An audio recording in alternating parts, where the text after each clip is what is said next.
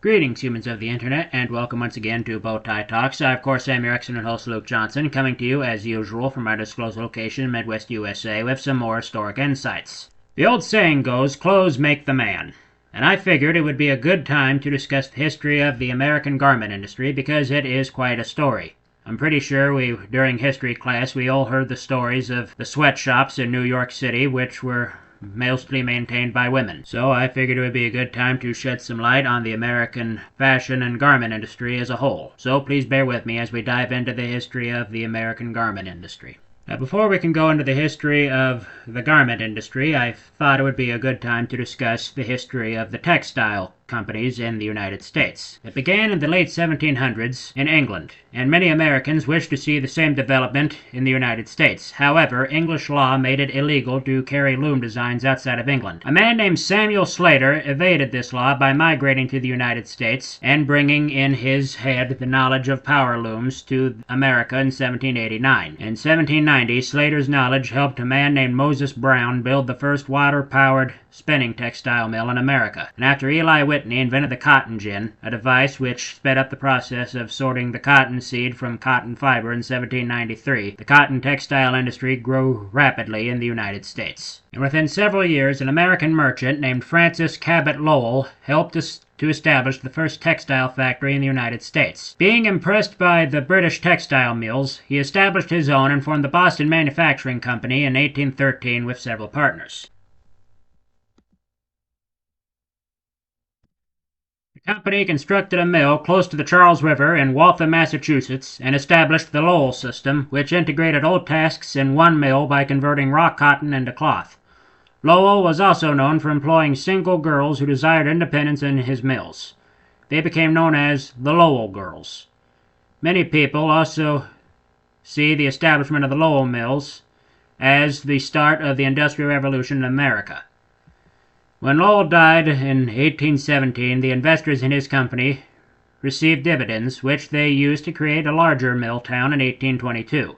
The town was named Lowell, Massachusetts, in honor of Francis Cabot Lowell.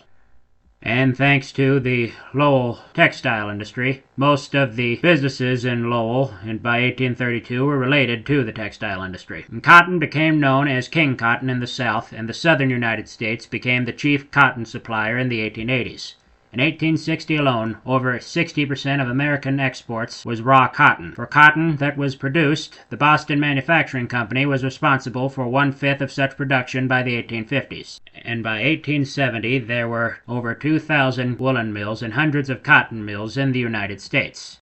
And now that we have cloth production out of the way, I think it would be a good time to transition to the making of clothes. And New York first assumed its role as the center of America's garment industry by producing clothes for slaves working on southern plantations. It was more efficient for slave owners to buy clothes from producers in New York than to have the slaves spend time and labor making the clothes themselves. In addition to supplying clothing for slaves, tailors produced other ready-made garments for sailors and western prospectors during slack periods in their regular business. These kinds of goods were usually of poor quality and often referred to as slop work. Prior to the mid-19th century, the majority of Americans either made their own clothing, which was loose-fitting and required only basic skills and supplies, or, if they were wealthy, purchased tailor-made clothing made by, tailors. By the 1820s, however, it was an increasing number of ready-made garments of higher quality that were being produced for a broader market. And during this time, the first and perhaps the longest-running American fashion house began. And it happened in 1818 when a man named Henry Brooks and his sons inherited the company named Brooks Brothers. In 1849, they were the first company to introduce ready-to-wear clothing, and by the next year, in 1850, their famous Golden Fleece logo was adopted. And the production of ready-made clothing, which continued to grow, completed its transformation to a real industrialized process with the invention of the sewing machine in the 1850s. The sewing machine, available to individuals for a relatively small price, allowed for a level of production previously unseen. Rather than forcing seamstresses and other contractors out of business, as many reformers had warned, the sewing machine's advanced technology increased both employment and production, and the need for thousands of Ready-made soldiers' uniforms during the Civil War helped the garment industry to expand further. Both Union and Confederate armies instituted a standardized system of sizing for soldiers' clothing to make allotment easier, and this system would continue on even after the war ended. And one of Brooks Brothers' most famous customers around this time was Abraham Lincoln. And while Lincoln himself was a loyal customer, the Union Army did not fare so well when it came to Brooks Brothers clothing.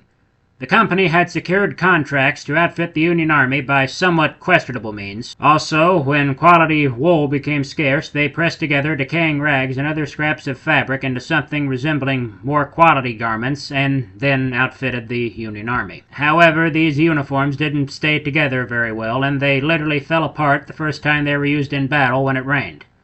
The Union Army eventually spent $45,000, roughly equivalent to about $100 million in today's money, to replace these poor uniforms. Brooks Brothers did not lower their prices for the shoddy materials, and in fact, the word shoddy was coined at this time to describe the poor and somewhat fake product that the Union Army had been given.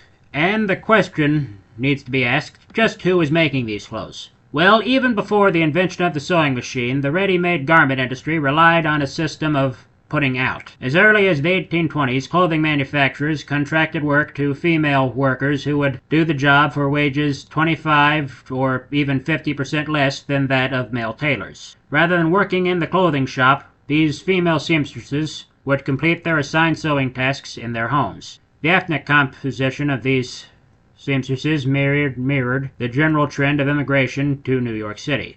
Prior to 1850, most seamstresses were German immigrants or native-born poor Americans who had come to New York from rural areas, while from 1850 until the 1880s, Irish immigrants dominated the industry. In the 1880s, the nature of the garment industry experienced another significant change. Immigrants from Eastern and Southern Europe replaced seamstresses who often worked alone or in very small groups with contractors. Under the new arrangement, factories produced the fabrics and the designs, which were then distributed to contractors on credit. The contractor was responsible that the fabric that he had acquired on credit be made into clothing and then sold to stores and other retail outlets. And yes, they were usually men. And they hired neighbors and other women in the area to do the job. The contractor paid by the piece, though he could refuse to pay for work he considered not up to par. As factory machinery became more sophisticated in the 1870s and 1880s, parts of a piece of clothing could be mass-produced, and women working at home did the finishing work rather than making whole pieces of clothing from scratch. And the women working at home satisfied the desire of most husbands for their wives to remain at home, and allowed the women to supervise the children. Working at home also eliminated commuting time and left more time for household chores. Women from different apartments would often work together in one of their kitchens or best rooms to keep each other company. In warmer weather, women often moved into the hallways or onto the roofs and fire escapes. By the end of the 19th century and on into the 20th century, the putting out system gave way for the most part to sweatshops. And in this system, manufacturers provided raw materials, designed the clothes, and marketed the final product. But the work of making the clothes was again handed over to contractors. The contractors would now secure a workplace, sewing machines, and 10 to 20 workers, usually female immigrants. Each worker had a specific task to perform, but was paid on the basis of how many garments the whole group was able to produce. And by the end of the 20th century, most ready-to-wear clothing came from such shops. In 1888, New York State factory inspectors provided this description of sweatshops. In New York City, in the tenement house districts where clothing is manufactured, there exists a system of labor which is nearly akin to slavery as it is possible to get. The work is done under the eyes of taskmasters who rent a small room or two in the rear end of an upper floor of a high building, put in a few sewing machines, a stove suitable for heating irons, and then hire a number of men and women to work for them. Explicit in the inspector's definition of a sweatshop is the exploitation of garment workers by contractors who forced their workers to labor for long hours only to be paid insufficient wages. In addition to physically sweating as a result of their toil, workers also quote-unquote sweated in the same animal as an animal would be milked or bled. By the 1880s, for the most part, seamstresses no longer negotiated work on an individual basis, but were put into a system of contracting. Contractors received components of garments that they in turn assembled according to designs. These finished products were returned to the manufacturers and marketed under the company's label. As a result, manufacturers distanced themselves from hiring and equipping of a labor force, which became the responsibility of the contractor. Manufacturers paid a set price for each finished garment they received from the contractor, which was considerably lower than they would then charge retail. Contractors, in order to make any profit, forced longer hours and lower wages on their workers. And interestingly, contractors, more often than not, exploited fellow immigrants from Eastern and Southern Europe by using social networks and common dialects to hire their labor force. In many instances, a sweatshop would be staffed by workers who all came to America from the same hometown in Europe. The exploitation of a contractor, in his own mind, was justified by the fact that he himself felt exploited by the manufacturers, and many new immigrants were willing to take any job offered to them at all, particularly during the economic hardships of the 1890s. The line that contractors straddled between being helpful employers and ruthless exploiter to their fellow countrymen was indeed thin, and varied from shop to shop. And it's sad to say this was the norm for many, many years. But things did eventually get better. Everything changes, such as fashion. And as fashions changed, so too did materials. Looking back on Brooks Brothers, in 1870 the company was the first to introduce seersucker suits, but they would not see popularity until another 30 years or so. And also, at the turn of the 20th century, they introduced what would become one of their more popular and successful suits, the sack suit. Now, the term sack does not, in this case, mean baggy. The term originates from the 1840s French word sack coat, which was a departure from the elaborate, highly tailored frock coats of the era. Instead of 4 or more pieces, the sack, S-A-C-Q-U-E, was constructed from 2 straight, simple panels that hung straight down from the shoulders. And this style would become synonymous with Brooks Brothers as well as American suiting in general. The more generous cut of the sack suit allowed them to fit a wider array of body types off the rack, and thus they were very financially successful for the company. And Brooks Brothers is of course still around today, and they remain the oldest operating fashion house in the United States, and quite possibly the most famous. Abraham Lincoln wore a Brooks Brothers suit the night he was killed, interestingly enough. And with that, I bid you all goodbye. Well, what have we learned today? Well, we've learned that if things do look bleak in the beginning, there is always a light at the end of the tunnel. Things did eventually get better for those garment workers, thankfully. And with that, goodbye and God bless.